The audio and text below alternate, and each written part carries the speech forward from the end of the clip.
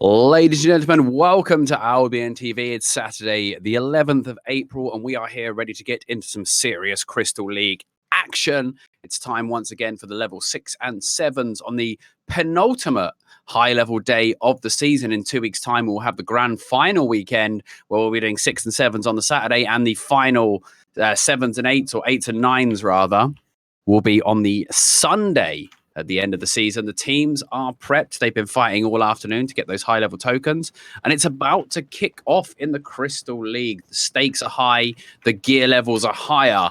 I'm excited, Shozen. Are you ready for this? Yeah, I am. We have a bunch of different matches ready, and I'm putting a bunch of names in chat, but guys, we're not going to watch any of those right now because we have the man himself on the field right now. We haven't seen him in, I think, 2 months.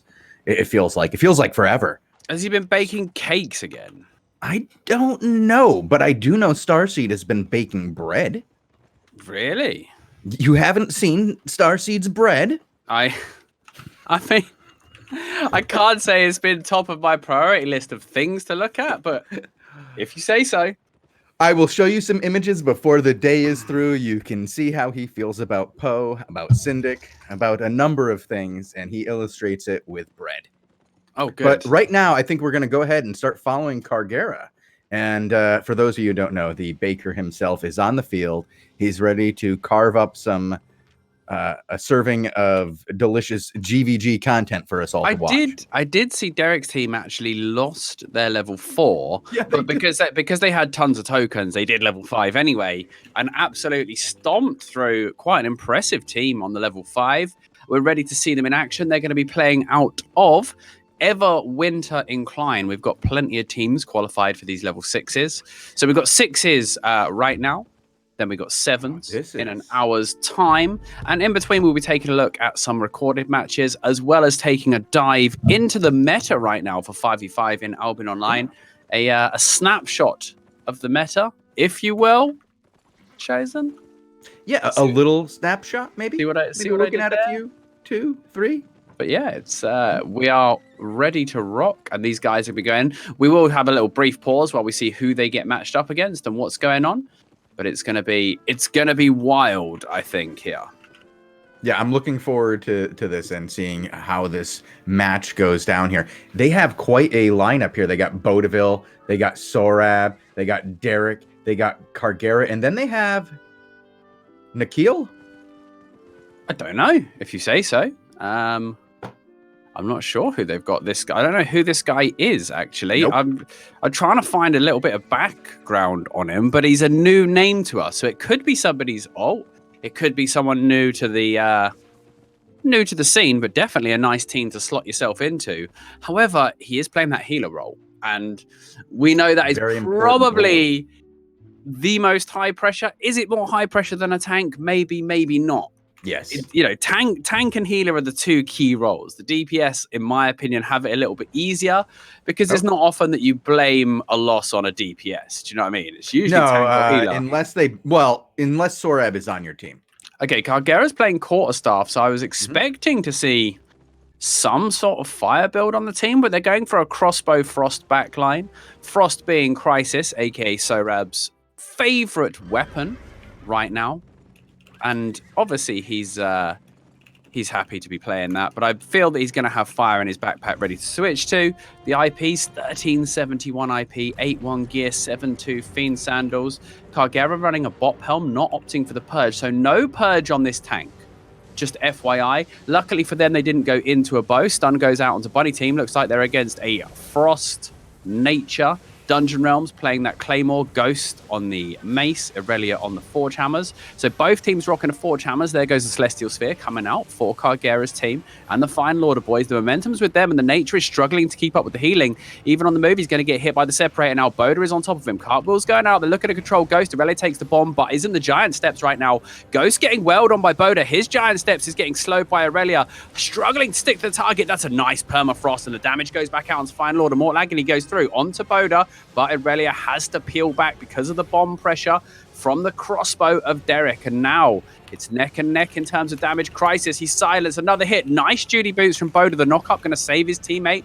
Now Bunny stunned, knocked. There's the separator. The healer is miles away. Chicken can't get to his teammates. Now Aurelia surely going to die. One more hit. The auto fire and the auto attacks from the crossbow. But Crisis gets traded onto. It's a Frost for a Frost right now. Sorry, Frost for a crossbow.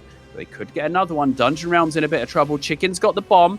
Doesn't get the collateral. Chicken gets knocked back, and there goes the healer. One more hit. Derek's going to take out Chicken. The Blue Army Gone Fishing mixed team is going to lose their healer. They're going to be peeling back. Now, Dungeon Realms, he's going to get bombed. Does have parry. Oh, he mistimed the parry and wasn't able to deflect the bomb. So it's a 3-1 opening exchange in favor of the Final Order team. And we see our man back in business, Cargera. Great use of that separator as well. Obviously, yeah, he is quite skilled at this tanking business. He takes it more seriously than others, and he has just shown that he is very, very good at it. It's been a while since we've seen him tank, but it's really good to see him tanking once again. He was on the swords for a while.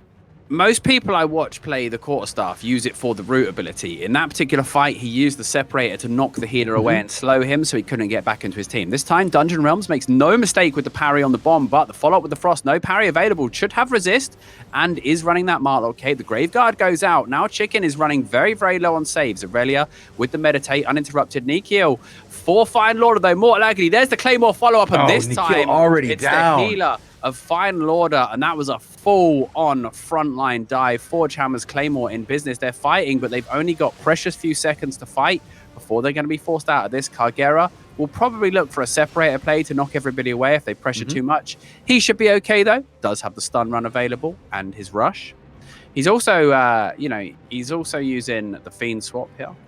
I don't know if he is actually using it. It's pretty good counter to a lot of things, but there isn't so much on the enemy team here. Like, he's going to be using it, honestly, to stop something like a Meditate. Oh, Bunny team was going for the cap. Will have cooldowns up. There's one blink. There's two blinks, but this is going to be a full-on. The healer has to do so now. Bunny team has no blinks. Like, they could just delete Bunny team. Derek's going to blink forward. There's the pierce. There's the stun. Bunny team. It's over. The mistake on the cap there. Double blinks. That was not the way. And that's the top cap that they're going to lose now to Crisis. Crisis is going to go over. In the meantime, Crisis was nearly dead somewhere else. Yeah. Now they're going to trade the 2 caps for the 1. No, they're going to fight, and they're going to go bottom cap. So it's going to be 3 versus 4 at the top. Nikhil going to use that Levitate, trying to get back in this Dungeon Realms. Pierced, a lot of opening damage. Both Forge Hammers using the Giant Steps. Derek going to go for the cap. Aurelia's not going to let him have the cap. But I think he's trying to bait it. There's the Permafrost. There's the Pierce. And the Giant Steps is already gone. He didn't get a chance to meditate. Aurelia has to soak up the Graveguard Helm. So there's no saves. Chicken now going to use the Obsessive Burst. But he is getting absolutely wailed on. Nice defensive play with that Permafrost, but it's not enough. Aurelia's going to drop. Chicken is probably dead as well here. The Pierce. Yeah, so Bodaville, though. Traded on. Boda full dive, but they just lost their healer, and they will be falling back. Dungeon Realms should not die here. Take Ghost Although here, Derek's out there. Derek wants to play. And a goal! Ghost got froze out of the air. They can get the tank here if they want it. There's the knock. There's the bop. It might even be the double. They're going to get double. Ghost. Oh! He Claymored into the explosion. Oh my god! Both of them went down. And Bunny's just going to die on the edge. No, he had a blink available. Got out of the stun just in time. Had the blink available. Oh my goodness. What a fight. Back and forth. The trade's coming out, but right now Derek has 6-0 kills to his name. He is popping off right now. He is earning that rank. This is one heck of a fight, and we're only getting started. We've got even higher level fights coming soon. This is good stuff, and I like this comp. It's a weird one with a quarterstaff for me, but Kogera. Well, we've been seeing more and more of the quarterstaff. Yeah, but it pairs really well with the fire. It pairs really well with the fire to hold them in place because the route is obnoxiously long. I haven't really seen it played in a comp like this, but it's working for them now, and it's doing well to stop this full dive. They're trying to full dive forward, but Aurelia just couldn't move. Had the Giant Steps, couldn't move. Again, forced to use the Graveguard in the opening exchange of the fight. Down goes Celestial Sphere. Kagera actually down below half here, but Aurelia running out defenses. Pierce goes out. Dungeon Realms 3 stacks looking for a target. Now Ghost is holding up the front line. 3 stacks still on Dungeon Realms. There goes the parry. He's not able to find a target because he's too low. There goes the Spiritual Seed. He might be able to get in, but he's lost his stacks now. Kagera duking out with Aurelia. Very, very greedy play here. Low on health. They might be able to finish Ghost up here. Still looking to put pressure on Aurelia. Not allowing this Forge Hammers to play the game. Derek going to get driven back by Dungeon Realms. Bomb goes out. No parry available. There's the root. There's the damage. And Dungeon Realms is going to go. Follows up with the Judy Boots into the middle of the pack now. Aurelia uses his elbow dash to get out. Immediately gets swapped back. Cartwheeled. Aurelia's giant steps. Tanking. The healer needs to come in and help. It's a permafrost on everyone on the choke. Aurelia's going to die. Aurelia knows he's dead. Stays in. There's the separator onto Chicken. There's the Chicken has been bopped. He's blinked and he's already on top of the enemy team. Chicken is going to get destroyed here. And final order, after losing their level 4, having to get another level 5 token, they are running a train on this one. This is all aboard the pain train right now. Slap. This is a slap. This is like, get down, son. You ain't here. I don't know what you're doing. Get out of here. Big respect. Big respect to my boy Nikhil. Having to heal for one of the most aggressive teams in the game has got to be a stressful job, but he's holding his own. Now it's actually the bottom cap. It's 4 versus 5. There's the separator onto Bunny. Bunny might die in this. Double blink already used. Swap back. Bopped. Bunny has nothing now, and he has Forge Hammers right in his face. One more hit. Bunny's going to go down, and I think this is all over right now because Bunny is going to be gone. They should get the healer kill as well here. He's already blinked. Kagera's in place. And that's going to be... Oh, is it enough? One more. Chicken. Auto attack from Derek. That is Chicken gone again. Derek now 8-0 in this fight, Shozen. Jeez. The dad, the final boss of Mercia, lives on in the form of this angry Scottish crossbow. And, you know, these boys are not taking any prisoners right now. Every death they had, pretty much, except the dive on the kill, was a trade in a fight. They didn't actually lose those engages. They lost the one where their healer got dived, and I think he's been playing a lot more cautiously since then.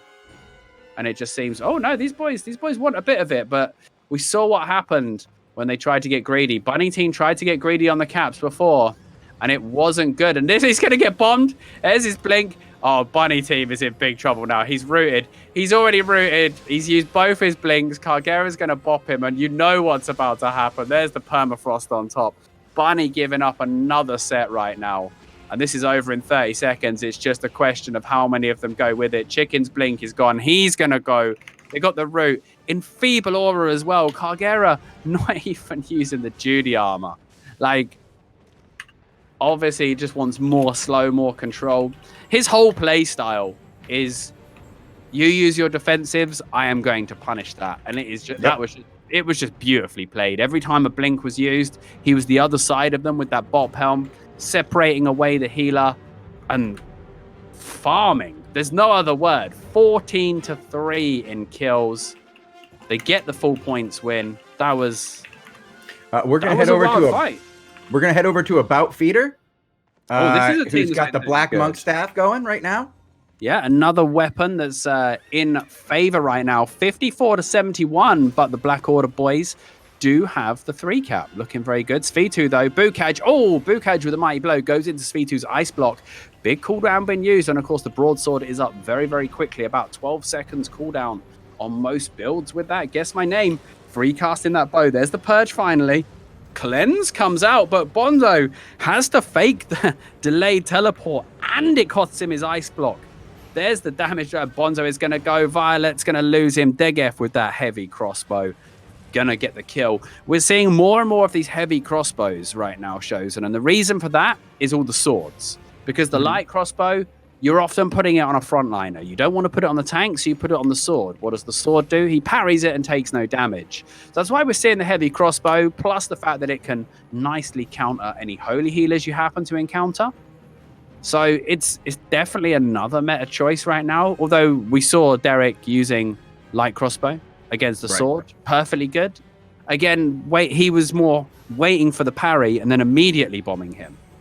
because that's frustrating as a sword player. Yeah, because once you use it up and then all of a sudden just a bomb on you right afterwards, usually you're under pressure if you have to use your parry to begin with.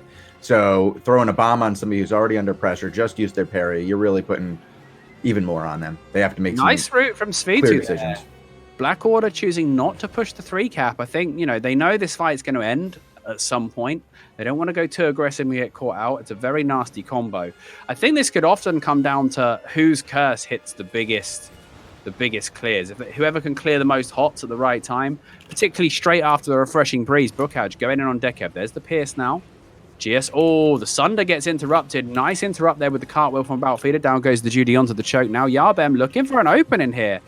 Yarbem actually not in Violets right now. So this is a tower, not a tower team. This is a city team that they're playing. Stupid Beast, he's got the stacks, but there's the Mage Armor. Mage Armor really annoying the swords. They're losing his stacks immediately. Bonzo, who died last fight, going to have to delay teleport out as well. Tosha being zoned in by Bookage, but now the DPS are going to zone in on Bookage. He might have overextended a little bit here. There goes the Stalk. He's looking... Oh, nice Cleric Robe from Deg. Looks for the turnaround with the bonus damage. Now Bonzo gets interrupted on the Air of Decay again. Stupid Beast looking for the opening. There's a nice damage debuff coming out onto the DPS of Violets. Yes, my name in a bit of trouble now. Bonzo, max stacks, caught in the corner. Stupid Beast builds the stacks, looking for the finish right now, but the Mage Armor comes out once again. Stupid Beast going to get denied that 3-stack Mighty Blow. Another rotation goes in favor of Black Order. Bookage looking for a target. He's got stacks of heals. He's got stacks of sword, but he can't find an opening. Guess my name gets his damage debuffed again. About Feeder absolutely running things right now with this Black Monk. Yarbem trying to do the same, but Bonzo forced to ice block. Another Pierce gets interrupted. Guess my name is having a nightmare here with these Sunders. He's not able to get them right now. Bookage looking for the stacks, trying to find Degev. Degev does use his Cleric Robe, does have Ice Block available still. Now Bookage knows he's got no hots. He's overextended though. The Mortal Agony, the Torn comes out as well. Bookage is one hit. Do they have any big heals? There goes the Refreshing Breeze. It does give him some resistances, but not enough resistances to survive the onslaught of Black Order. He's going to go down. So Suzu might go down as well, but this is going to end now. They're going to grab a 3 cap. And they'll probably defend it for the final minute. And it looks like the Violets boys just didn't have enough in the tank to finish this. They're looking for a quick rotation. Maybe they don't want this to be over right now. And they might get an extra minute here with this play. Very aggressive play. Remember, the longer the fight goes on, the longer it takes from the respawns. But it looks like, wow, they're going to get an extra minute on this, and that could make all of the difference. They need to take this high ground. They have 1 minute and 20 to start another cap, so they have to win a fight. All Black Order have to do is delay the fight for 90 seconds, and they win. So even if you get one, there's a good chance that they'll stay in the fight, provided they don't lose their healer. Bookage now with the Stalker Jacket going in deep onto Tosh, and I think has he switched it up to the Claymore here? Yeah, he switched it out to the Claymore. He wants to get that big slap going out. But Degev in the ice block, being controlled. Black Order have been driven down off of the choke, but there is no cap right now. Bookage coming back. They might be able to get Feeder here. Mortal Agony goes out. Oh, the sacrifice comes in just as the Claymore charge hits, but there's the pressure. Can they grab this cap? They know that Black Order won't give them the cap, though. They need to get that kill. About Feeder gets stripped of his hots. He's got 4 stacks of curse. He can't control this fight right now. Stupid Beast is being zoned out so hard. Violets are giving it their all, but they cannot find the kill, and they need to. The ice block buys another 6 seconds for Svitu. Bookage gets turned on again, slight overextension. Now they're going to be panicking. Now they're going to try and pull someone back for the cap potentially, which leaves only 4 on the front line. Bookage might die to the auto fire. He doesn't, but they are not going to get the cap. They are going to get turned on by Black Order. Black Order are going to sew this one up right at the end. What a great fight. Violets gave it an almighty push in that final engage. They really tried. So close to getting something, but they just couldn't push it over the line. It was a good switch, in my opinion, from Bookage to that Claymore, just trying to get that big slap, but not going to work. And that one is going to finish. It's actually 5-0 in favor of About Feeder and the boys. Ooh. They didn't actually die in that fight, which makes it amazing that it was that close. Yeah, that's some good cap play on the other side then. I think maybe what happened was there was a really long fight at the start, but Violets had a 2 cap. Woo! Okay. That was pretty good. Talk now, Shozen. Well, we're going to have another match to watch in just a few moments as Robin Hood RS is currently recording one for us. That should be another good match for us to watch in a few moments. But first, we're going to probably spend some time looking at a bit of a meta snapshot, taking a look at what's going on as far as gear that's being used in GVGs today. And I guess we could even explain a little bit about what we're seeing today in the league. What we have here is a 5v5 league where players take tokens that they start at level 1, and you take that token to a level 1 match, you win, you get a level 2. You take that level 2 token to a level 2, you get a level 3 if you win. Level 3, level 4, and so on. Now, here's the thing. Bogul, Lewpac, if you lose that token. You got to start over and grind your way back up today. So today, what people are really fighting for is that T8 token. There are, what do we got? Probably 2 matches coming up in a little while for the T7s. And we're going to have more later today.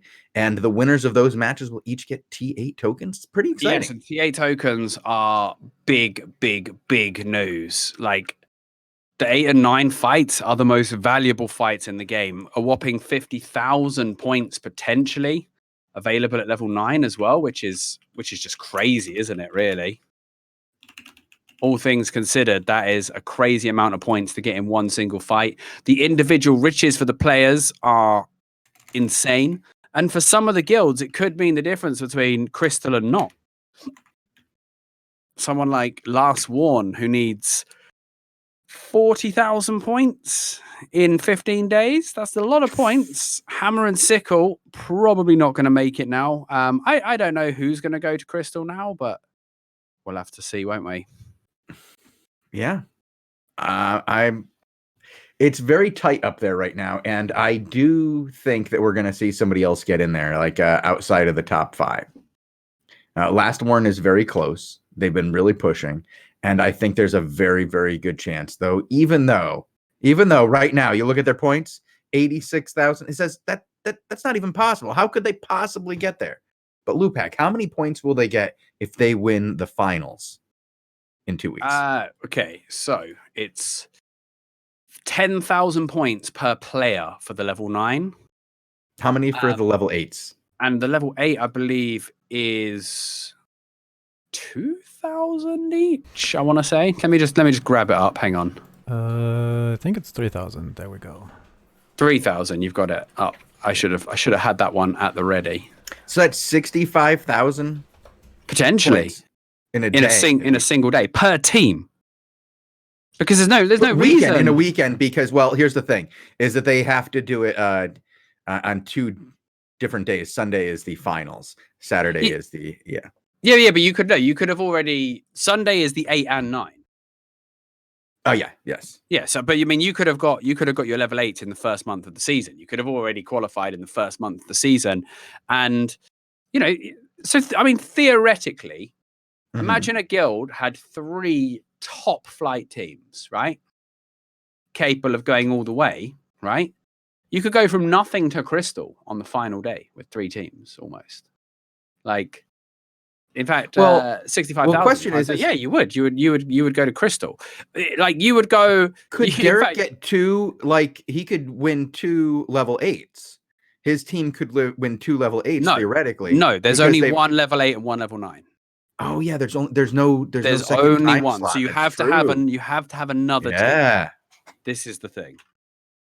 Oh my God, Robin's match went 20 minutes. The one he's watching. Oh my God. Yeah, the one he's watching. So it just ended. So we're gonna have to hurry up and go into that meta snapshot, I think, and actually talk about this. And he says it was a good one too. So he's gonna edit that up, and we'll probably have that ready. I do want to give us about 5 minutes or so at the end so that we can transition to the next set of matches. Yeah, we've got to be ready for that, haven't we? Yeah, so we have about 10 minutes, I guess, to talk about 10 to 15 minutes about the meta snapshot here. Well, I mean, we talked a bit about the tanks to start with. Like, I always like to start on the tanks because I do vary my opinion on which is the most important in the game. generally between tanks and healer.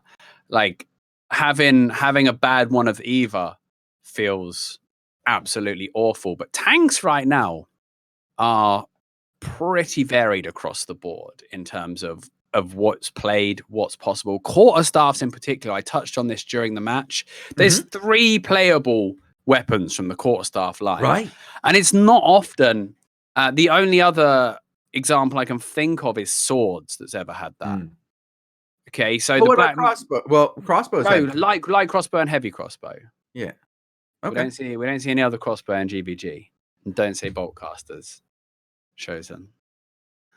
So yeah, from the quarterstaff line, the Black Monk, the quarterstaff, and the Ironclad are all seeing play, and all pretty much top tier right now. Ironclad is probably the weakest of the 3 now, simply because every tank is running Fiend Sandals, which is a natural counter to the Hurricane. Tanks are also playing the Heavy Mace and the Great Hammer. So every weapon line is represented, and we are seeing arcane tanks as well.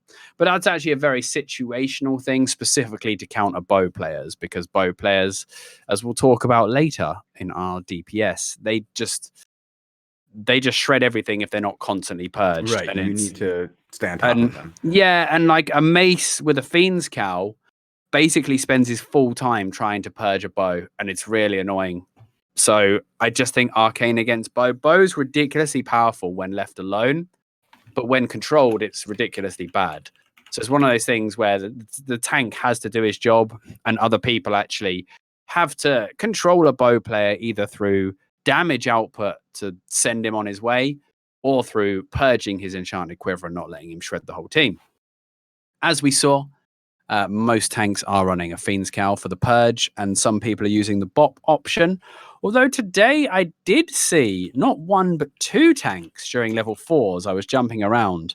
I haven't actually put this one in because I only saw it today. Running the Cultist Cowl, which is another potential interesting option against things like Forge Hammers, Frosts, and Bows. Because the Cultist Cowl gives you a curse when applied to you, and every time you auto-attack or cast, it does damage to the player.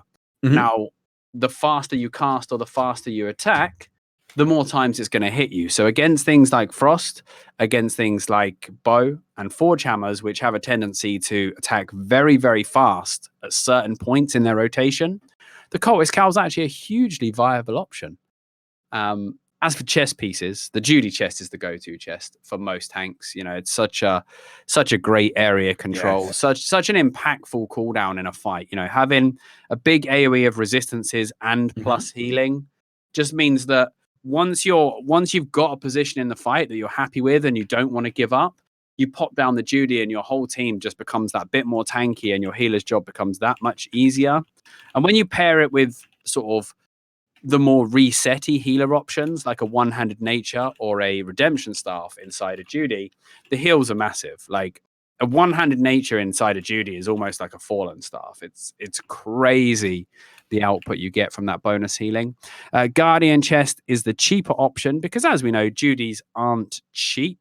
Don't know if Bogul are market. Does Bogul have a market price on Judies right now for us? Depends on the tier and the enchantment, but very pricey. Very pricey. You don't get much change from $250,000 though, even at the low end, do you? Which at level 1 crystals doesn't feel so financially viable. Rich players use them because they can.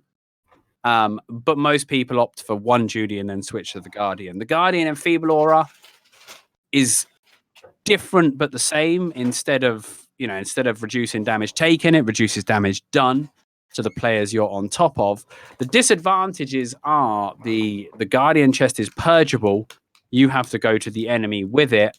It does actually have a slow though, which, as we saw with Kargera's more control play style, he actually preferred the Guardian chest over the Judy, which, if you're that sort of tank with that sort of skill level, I can see why that decision was made. Kargera's not hurting for money, but still opts for the Guardian. So there's definitely a lot of legs in it. There isn't really any other tank options. The Knight armor really doesn't have a place for controlling chokes like it used to back at the launch of the game. We used to see a lot of Knight armors pushing people out of chokes, but now we just got better options with the BOP helms with things like the Ironclad, stuff like that. And most tanks are running the Fiend Sandals because the swap ability is just, it's good for saving teammates, it's good for trapping enemies, it's good for interrupting stuff that you don't want to be casted. It's just an all-round solid option. There's nobody you can't disrupt with Fiend Sandals in a GVG. I was going to say, it's an absolutely great disruption tool. You can swap something right out of a spell. You can do so much with it. You never sort of meet a lineup where there's nothing to do with Fiend Sandals. That's why it's picked so much. You know, the tank doesn't need a hard escape generally, especially the quarterstaff tanks, because obviously the cartwheel taking damage gives him a big resistance buff. It's the go-to sandals. I seen a couple of Ironclads going back to the old Hunter boots, the meme build, but not really any other option for the sandals apart from the Fiend Sandals, of course. Maybe Cultist Sandals against double healer. There's still a few double healer setups floating around, but I believe they are going to die a death at some point soon. And yeah, it sounds like they're working on nerfing the double healers even further. Yeah, I mean, to be honest, it's not that difficult to beat nowadays. Well, in Hellgates, it's a bit different. In Hellgates, it's still a bit toxic because in Hellgates, they can just load full of defensives and rush you and force you onto mobs. And because they've got two healers, fighting on mobs is an advantage to them. Fighting on the boss is an advantage to them. That's an inherent problem with Hellgates. Those same guys bring double healer to GVG. They get 150 ode every single time because they're not good. There's the only people we've ever seen have any modicum of success with double healer is Era 404. And I literally watched them get 150 ode at level 4 today because people know how to play. Like, they only died 4 times, but they just they were never allowed to play their game of get 2 caps and never retreat. Because if you see the names and you know it's double healer, you don't do the traditional start where you rush the top.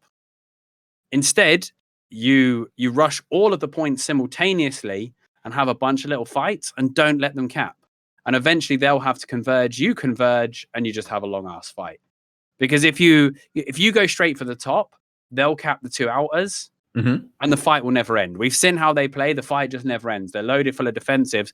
And the variant that I fought yesterday was double redemptions, and they were running a tank. So they had the most greedy DPS setup I've ever seen. Just a soldier armor, 1-hand dagger, and a soldier armor trinity, right?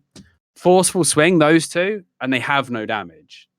And it was the weirdest thing. It was like we won 6-3 on kills, we lost on points because we could never get the caps back. But it was one of those things where you're just like 10 minutes into this GVG, like the comms were the most chilled ever because nobody was dying.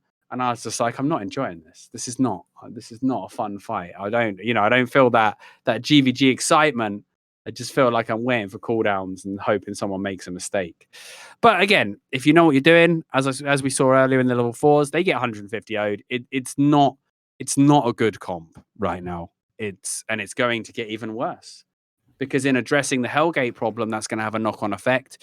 We did see the healer with an arcane combo.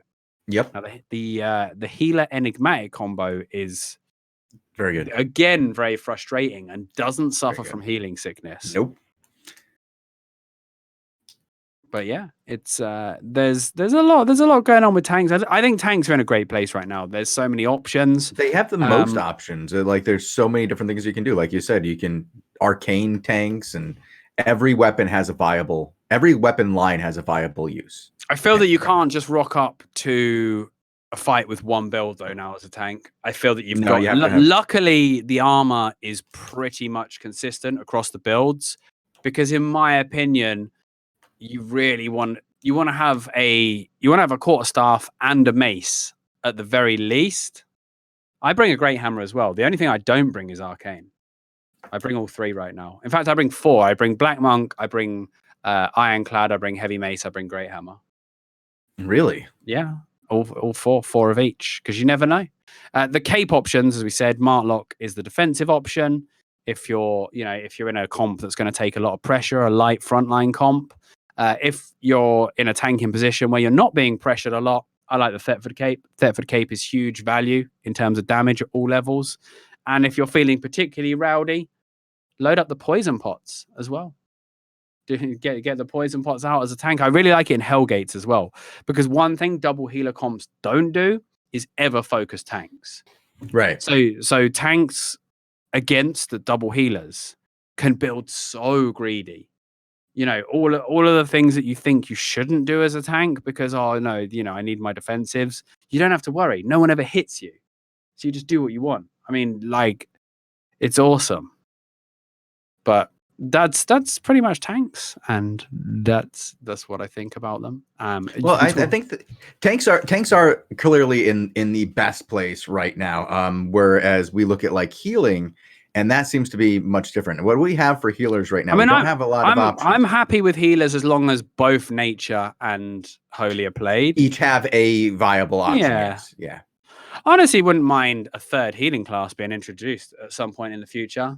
Because I think only having 2 lines is quite narrow. When you compare it to tank, which has 4, melee DPS, range DPS have potentially 5 each. Do you know what I mean? Plus, I feel that healing only having two trees is, I don't know what the third tree would be. I haven't actually thought about it, but I think healing always feels a bit narrow because there's only 2 trees. You're either nature or holy. The go-to healing weapons though, one-hand nature and druidic staff for the natures, and currently the redemption staff for the holies. Nothing else really is played in a standard one healer setup. The one-hand nature is probably the highest skill ceiling of the 3 staffs, in my opinion. Okay. The druidic staff is better if it's like a dive comp or a single target focus comp.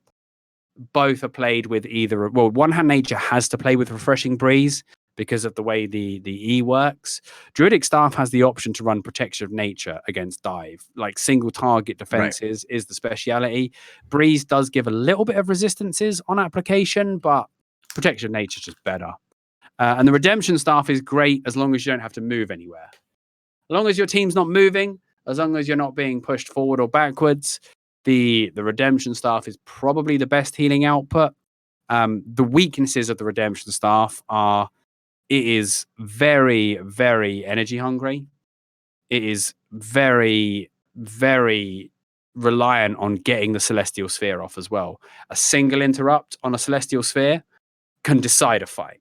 Like, particularly in a mirror match. If you've got 2 redemption staffs against each other and one gets their sphere interrupted, the other doesn't. Yeah, the other team probably wins. Team's got a big, they probably just straight up win that fight because that's 3, 4, 5,000 healing if a Judy armor's down.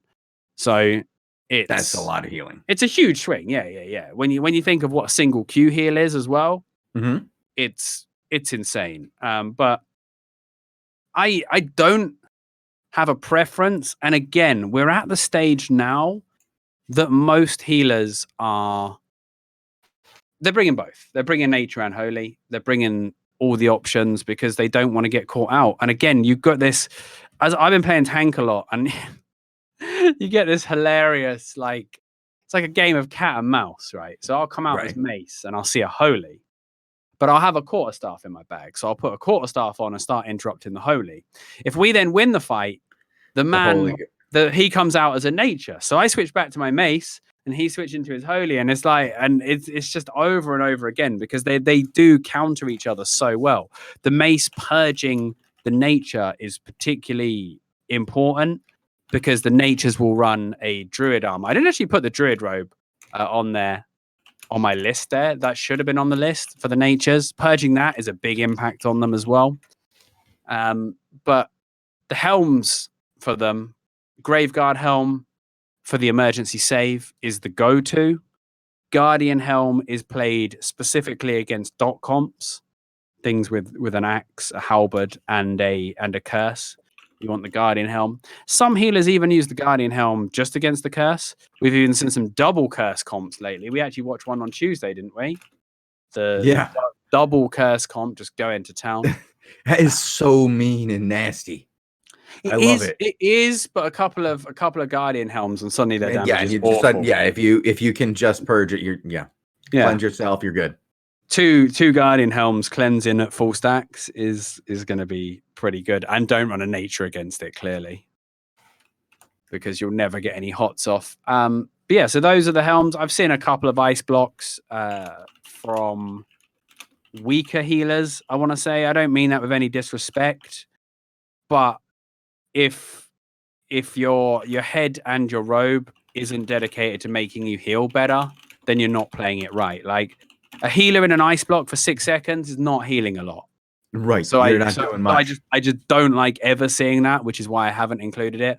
But I do see like newer players, newer comps running that defensive on the healer, when the healer should be A, able to keep himself alive, and B, have a team he can rely on to peel for him under pressure. So yeah, the cleric robe and the cultist robe are good options for the holy. The cultist robe is the better option.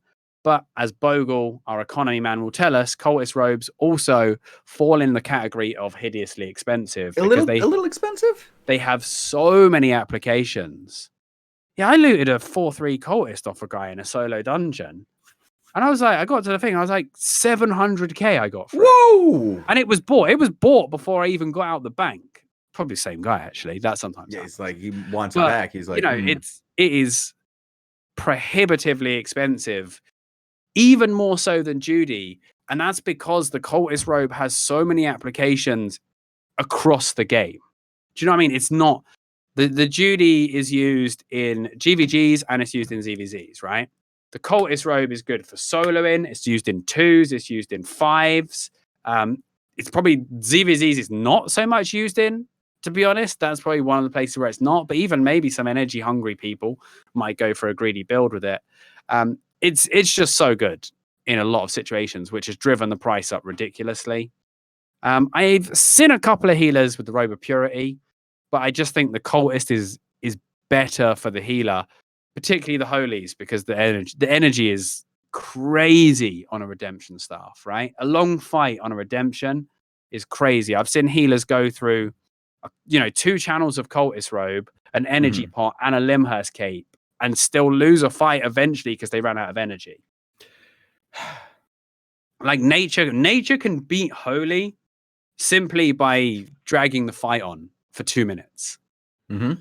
Holy will eventually run out of energy. Yeah. And then even worse, if your cultist gets interrupted or your Limhurst gets purged, that's GG.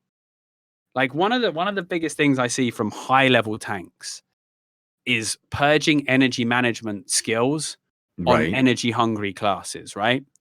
Things like a Frost. If you're purging his Royal Hood, his Royal Cowl all the time, losing the perpetual energy, he's going to run out of energy very, very quickly. Halberds have to run a Limhurst generally to keep their energy up because they're so greedy. Spears, we are starting to see a bit of Trinity play coming out again.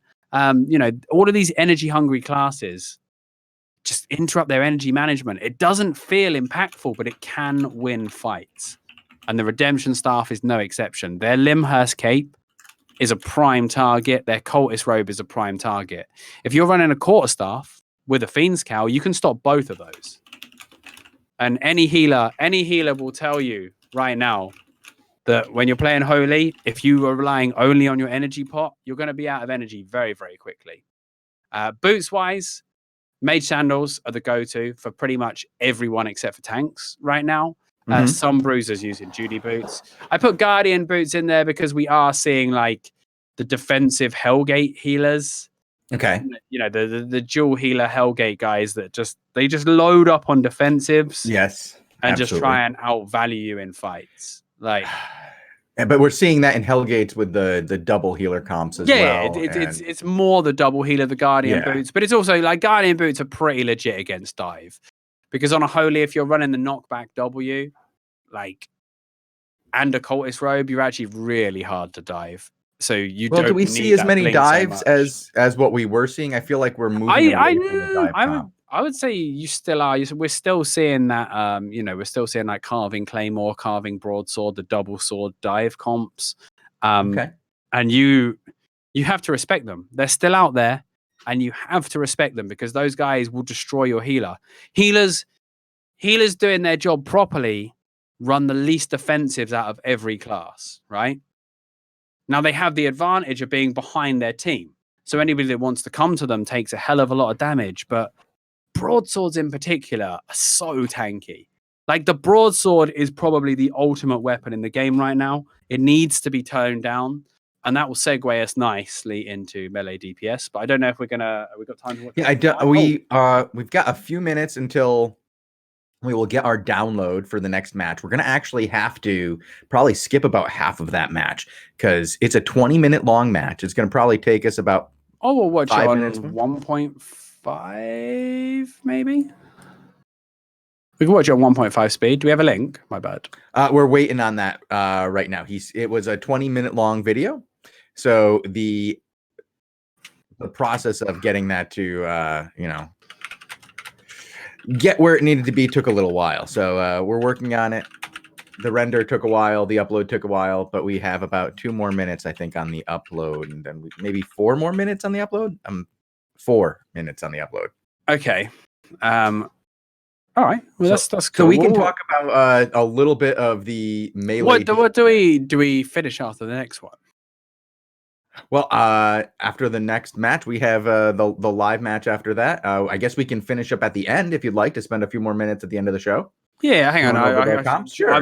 With the time change, with not leaving my house in 3 weeks, my head's all over the place. Like, I love my kids, but I wish I could just not have them for 2 days a week. Just a little bit of time, of privacy. Isn't that weird when you have kids? How when suddenly everybody else is all alone, but people who have kids are like surrounded by people all day and can't get like a single moment of privacy, and they're like, I just want to be alone for a moment.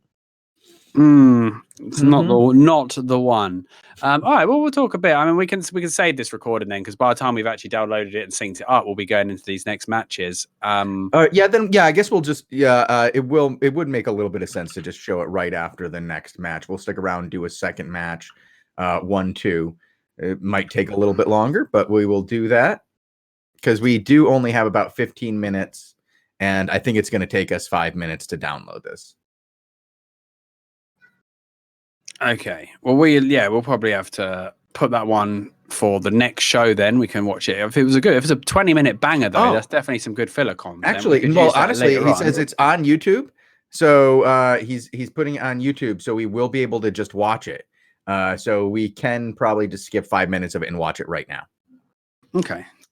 And I think that would be better than sticking around for an extra half hour after the second match or set of matches. Google Drive sucks, he says. Robin Hood is having internet issues today with the Googles.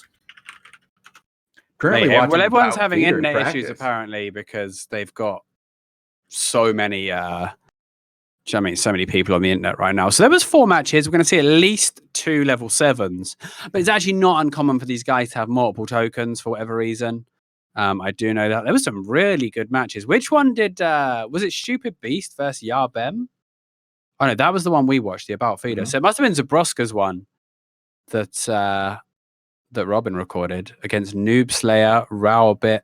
Now this is a weird one. Noob Slayer 79, Earth Infusion, Laputa Sonny, Rowbit, and Silk. Right? Mm-hmm.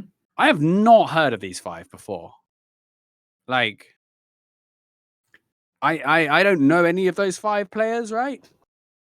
And they have been cruising through to level 6 and put up a fight against one of the strongest teams right now. Like, it's insane. Do you know what I really want to see? What? I want to see Kargera team versus the Zabroska team. That would be an incredible match. They actually met up earlier, and it was a stomp in favor of Derek's team, I believe. 114-0, 12-3. But both of these teams run the sort of comp that, one fight win is usually 3 or 4 kills. And it's like, I think they'd be itching for revenge. So I'd love to see that match at level 7 right now. I'd like to see that. I like a good match between Derek and the boys and these guys. They've been interesting to watch for sure. Zabraska is always good. Let's see where we at here. Still waiting on the video, guys. It's just going to be a moment. 50 seconds. And we will skip through about halfway through it, get to about the 10-minute point. We might only have the SD version, though. Yeah, but it is what it is for everybody. We're trying to get some content out there as quick as possible. With a 20-minute long match, that's a long Crystal League match. We don't see many of those anymore. So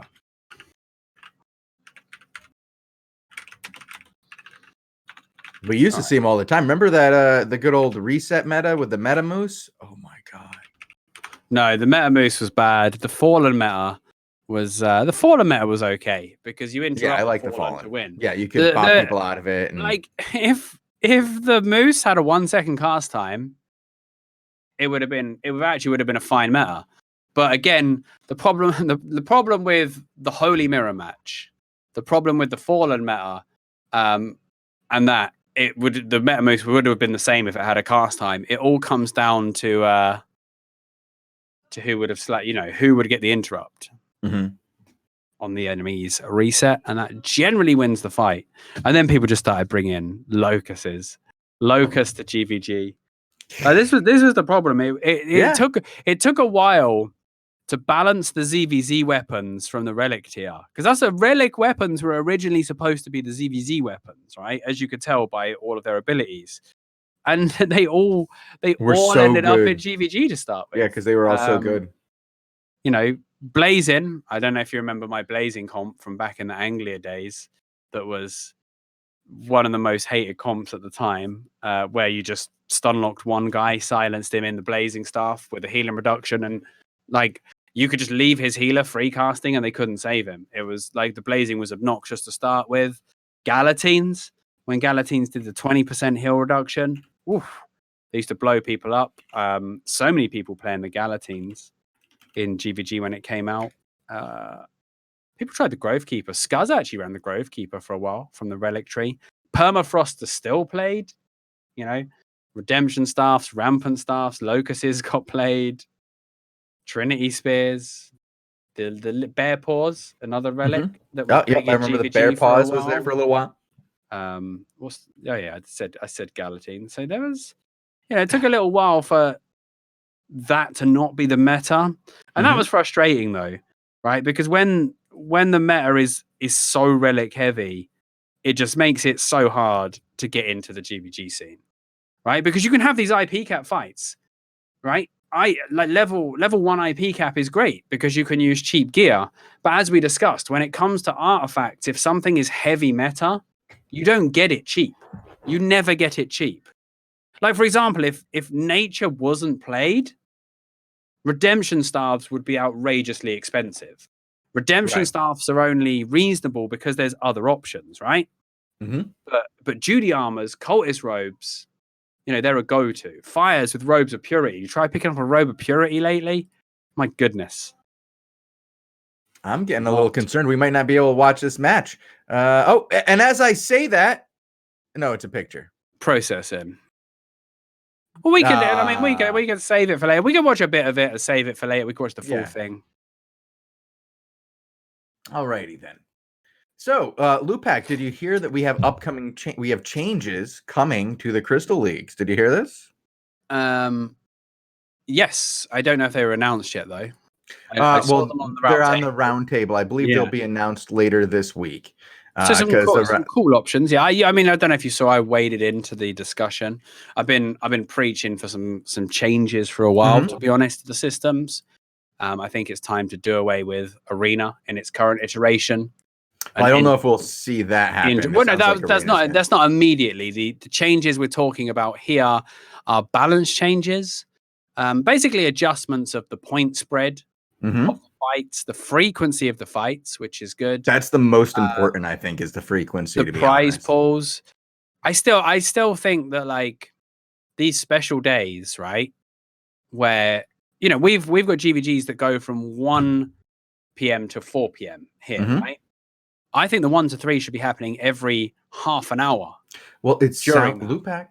I think maybe, perhaps, could be, possibly in the future we might see that. Yeah, because I think if it was like a GVG session, a 4-hour GVG session, because then like the low tier teams could get 5-6 fights or something. It would be cool for them to be able to fight 1 to 3s the whole time that people are fighting these high levels, because A, it would give them a ton of fights, and B, they wouldn't be running into the best teams because the best teams would be doing their proper fights. Right. Yep. And I'm currently watching, like, one of the reasons for not doing them every half hour was people were concerned, well, do you need time in between your GVGs your 5v5s in order to prepare? And I pretty much everybody said no, we don't. Because you're either at town with your sets ready, or you're at your tower. We keep all our sets like in kind of a central hideout to our territory, so that we're only ever 2-3 zones away from a tower. Yep. The only issue is if a fight goes 25 minutes, right, and you're then you might be you could be in trouble. But then you miss one fight. All right. Yeah. And you miss it's on the half hour. It's not going to be as big of a deal. It's not like it's going to be the next level is a half hour away. The next level will start still an hour away. But I just watched one of our teams that we were hanging out with before go and do a scrim. They were scrimming in between. They just wanted to keep warm. You want to stay warm during this hour-long break. You don't want to just sit there and twiddle your thumbs. But scrimming still doesn't have a UI. I think that's crazy. I mean, this is what I mean. Scrimming and Arena need to be integrated together. It needs to have a full UI. People need to know it exists, and it needs to be more customizable in terms of IP caps. Mm-hmm. So, then people would have a stepping stone. There has been discussion on the round table of making level 1 non-full loot, so that people can actually get in a proper fight. I don't think they'll do that. There was also an idea touted by SBI where you only bring 1 set plus all your swaps, and then the winning team just gets the losing team's sets at the end. So rather than this die re-gear, loot each other, who's got the loot, blah, blah, blah, the winning team just gets the losing team's gear. Do you know what I mean? There's none of this ninja in the gear running it back, who picked up what, which I think would help and bring the costs down.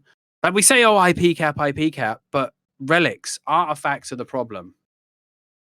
Artifacts are the issue with the pricing. Well, I do believe that artifact pricing is getting a look at as well, but that's part of something else.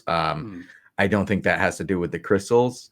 And I do know that they're having multiple releases of content coming out over the next few months. We will see the first bit of content at the beginning of next season. We will see something mid-season, and then we will see something at the end. So it sounds like the content is getting split up this time because the development is at such different phases along the way, and the different things they're releasing actually are very, very separate from each other. Unlike the last patch, which was Queen, where everything was very integrated and all had to be released together.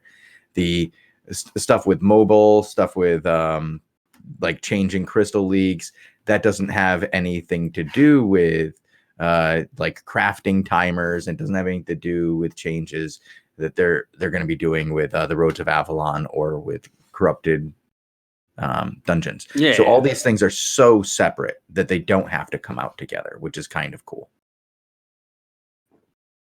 Okay, we'll get it when it's ready to go.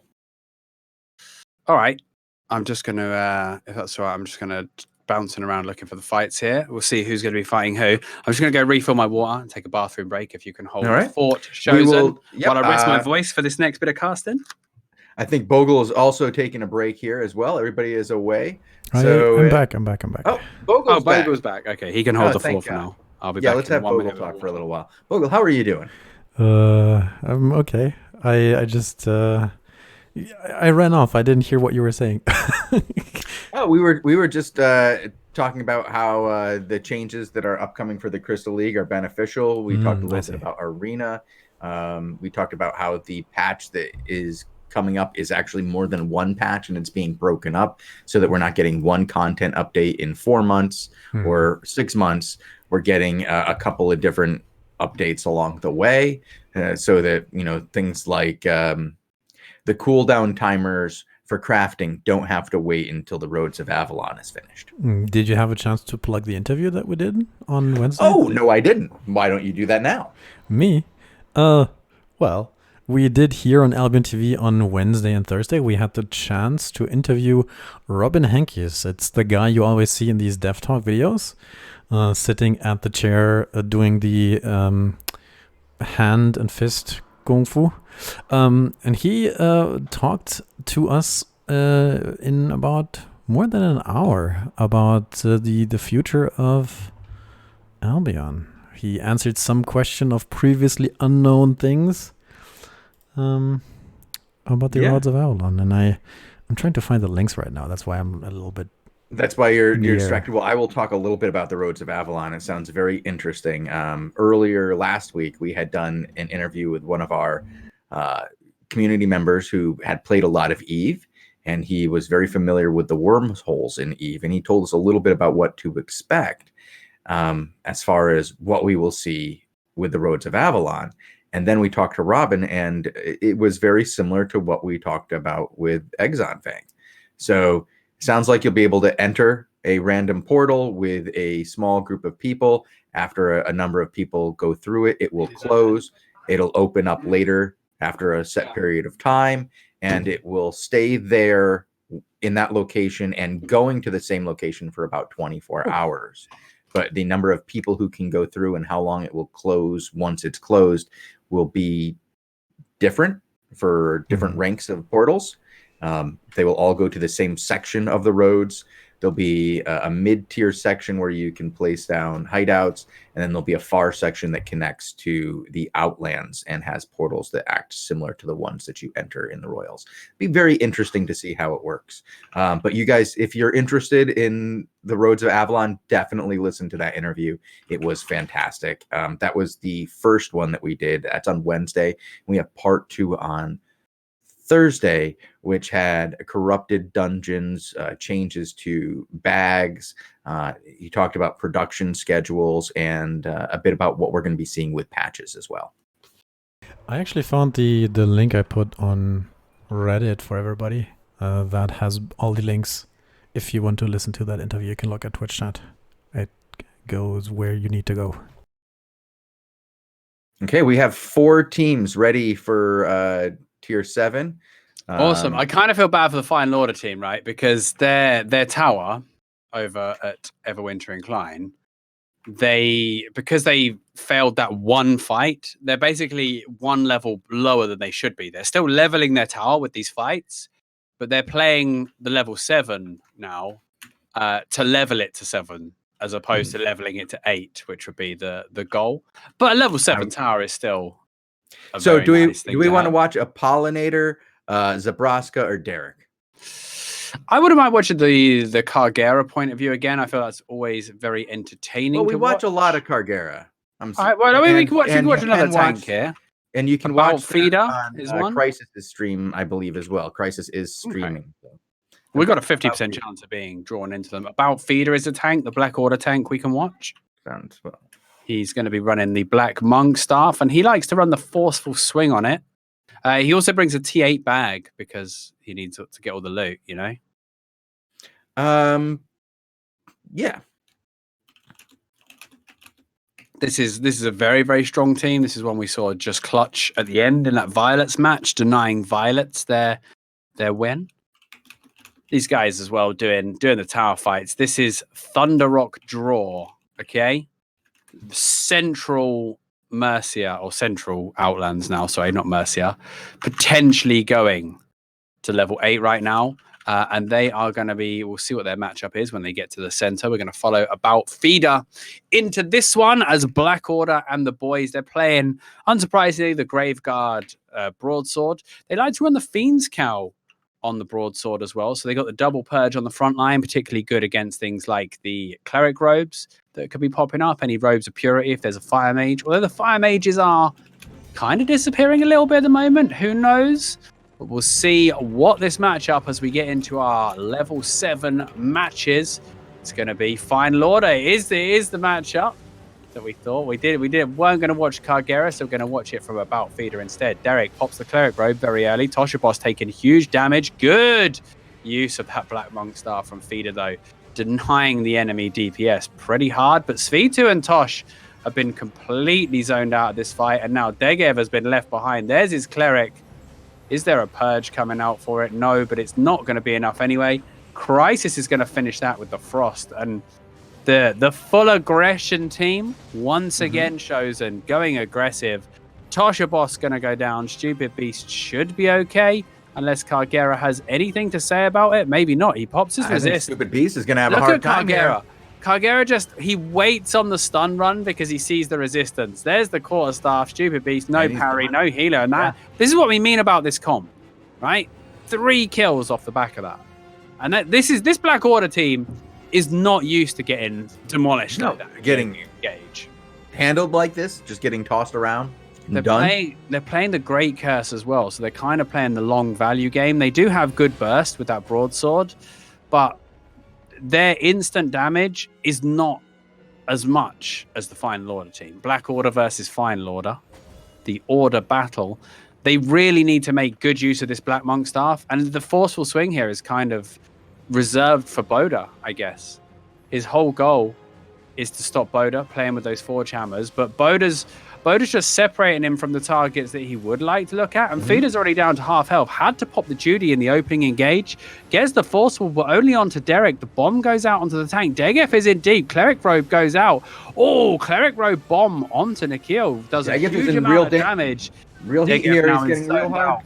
He's already got Boda on top. He has that ice block. He's going to be in that ice block, but now he's not getting out of that. There's nothing now he left. needs to be saved. The shards are coming. The auto fires come in. Anything to save this man. Can't get. Oh, the spiritual seed. The spiritual seed came out. Feeder's trying to stop the Forge Hammers, but Crisis was there ready with the permafrost. They look for the trade onto Crisis. There goes the mighty blow. Not going to be enough. Now they try to run. Kagera again.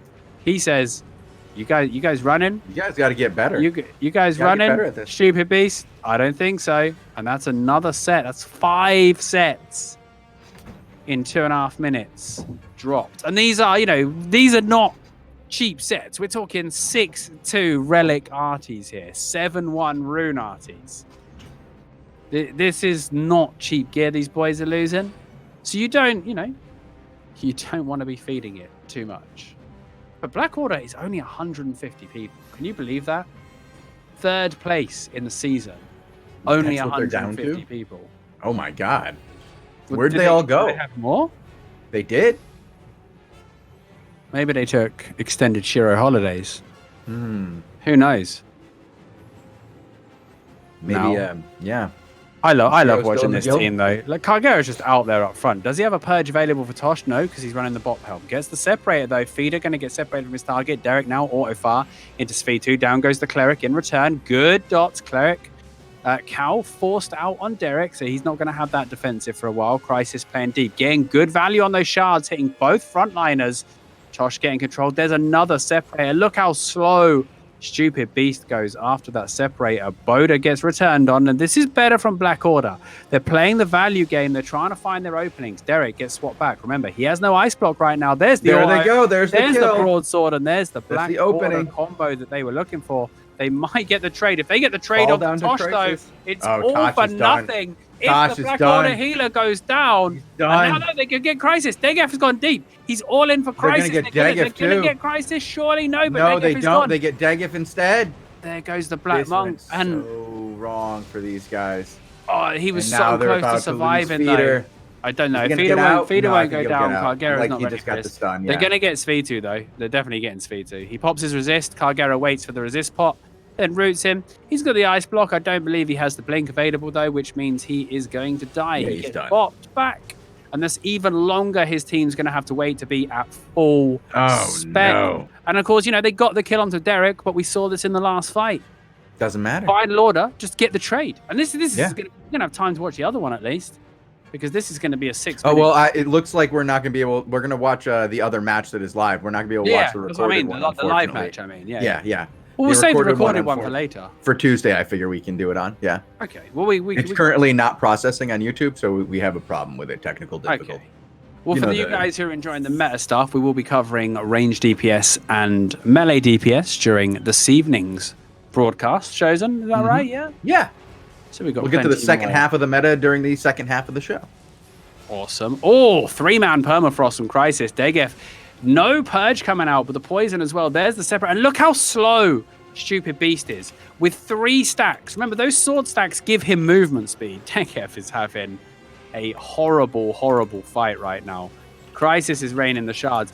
Every heal is being used on Degef right now to save him. He's using every defensive, and Boda just switches it up.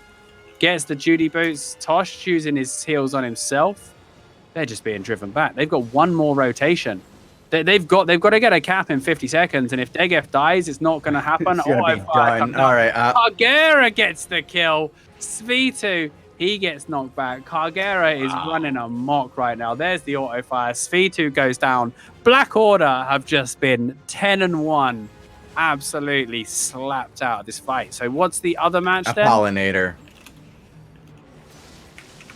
Over to Apollinator then. Hopefully. Oh, this one doesn't look much more even. The last one. Sex of X. Mixed team. That's got to feel bad. Fighting a level 7, right? Fighting a level 7 with 4 from one guild and 1 from another means you do not get the crystal chest. Oh, here we see an arcane tank not matched against a bow. Interesting. We've got the quarterstaff build. 7-2 quarterstaff, 1454 IP. The big boy fights now. Ochi with that holy. Wow, it's a Hunter Shoes rush build as well. Oh, Pollinator getting some quick early pressure there. Look at that damage coming out. The permafrost goes out onto Ochi. The more agony. Oh, nice charge from the Claymore. Ochi interrupts him. He does get. Oh, he got silenced, but he did get the Celestial Sphere off.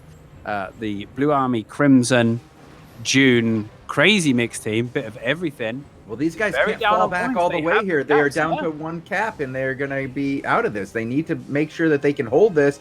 Pollinator in trouble here. They have to push mid. They have to push mid now. Pollinator is separated from his team. He's got nowhere to go. He's waiting out the seed. He's going to split. He should survive. Oh, no. Zabroska. One last shot by Zabroska. Gets the pick. No one's going to loot him for a while, so that's some juicy gear on the floor. I'm going to head over to Mateus. No, he just died. Oh, never mind. He just died. Yonder hey, Apple. X. Yonder X is still alive. The rest of the boys, they're actually looking to contest this cap. 3 versus 2 down on the low ground. Scoliosis pushing out, and suddenly the comeback could be on. I love a good comeback. That's my favorite. But right now, the Pollinator and his guys have had a 5-2 kill advantage. That was the first 2 kills that the Scoliosis Zabroska team has. Zabroska in full 6-3 gear. Love it. I love seeing the gear that comes out in these fights. 6-2 carvings. Pollinator. T8 quarterstaff this time. Oh no, he's on the Ironclad. He switched to the Ironclad with the Demon Helm. Yeah. Okay. No purge available for this tank. In fact, there's no purge available for this team. Dope. So they're kind of lucky they're not against something like a bow, although I'm sure they would be switching up if they were. Pollinator actually locked in place during his Hurricane. Going to blink forward. Satanic. Now down goes the Judy. They're looking to push this. And they do have, again, we talked about this during the snapshot. The healer for Last One and Sex of X is running the Guardian Helm. Like, he knows. They are falling back so fast here. They have to, because their healer's getting dominated. And they know that they've got the cap. So they shouldn't be afraid to give up the high ground and keep the fight on the move. Although I would say that the Holy Healer has a worse time. He's going to get silenced again as well. They're going to get driven into the tent here. Zabroska. Is he going to get back in, or is he going to die at the gate? That's it. That's the end. That's done.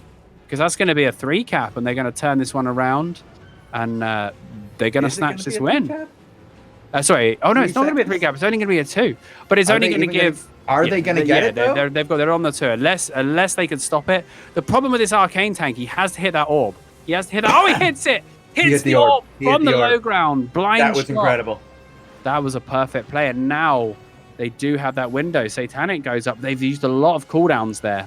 Now Satanic. Oh, no! The Fearless Strike, 3 stacks went through. Satanic's resistances got stripped. They do get the Celestial Sphere out, but Apollinator is doing a good job of dominating Ochi, and what they're trying to do is put a lot of pressure on Apollinator so that he can't play freely in the back line. Rolls in, goes in with the spin.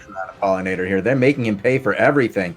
He's fully stacked up, and he has got to get out of here. They've got to fall back now. That was a blink in from Scoliosis with that Grudge. Scoliosis has got the Grudge W as well instead of the Root, but there's no Purge available. So he could just get Grudge off every single time, and there's nothing on their team that's going to stop it. I don't even believe there's a Mage Armor. Do you know what I mean? There is simply nothing. They have nothing. Yeah. Like no Purge. If you fight a team with 0 Purge, you could do some greedy stuff. The Demon Helm's a solid option, though. It is a good solid option and big, going hard here. Gonna go ahead and smash on Apollinator. No, gets out and just uses it as a defensive tool. And they turned it into a 3-cap. Zabroska just ran and grabbed a 3-cap. Oh my god, I didn't even see that. Down goes the sacrifice as well. Now Yonder, he's gonna have to wait for the curse go out for it. Yeah, but they're not gonna let him. Nope. They're gonna get up in their face. This is a huge turnaround. This great curse doing so much work, stripping hots. Grudge damage is not to be sniffed at. They're gonna rotate. Apollinator wants to change.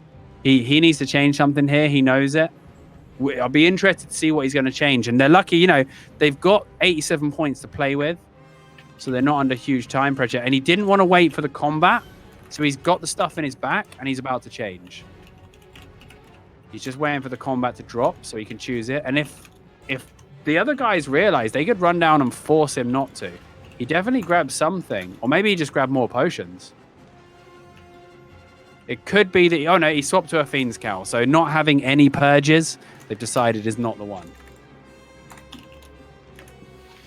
Maybe have a purge or two? They were on the verge of winning this as well. And now they just seem to be frustrated out of it, yeah. Satanic goes in with the GD boots, Scoliosis. Apollinator's got the bomb, takes the bomb to Matthias. Matthias now max stacks, double swords on the front line, pushing forward.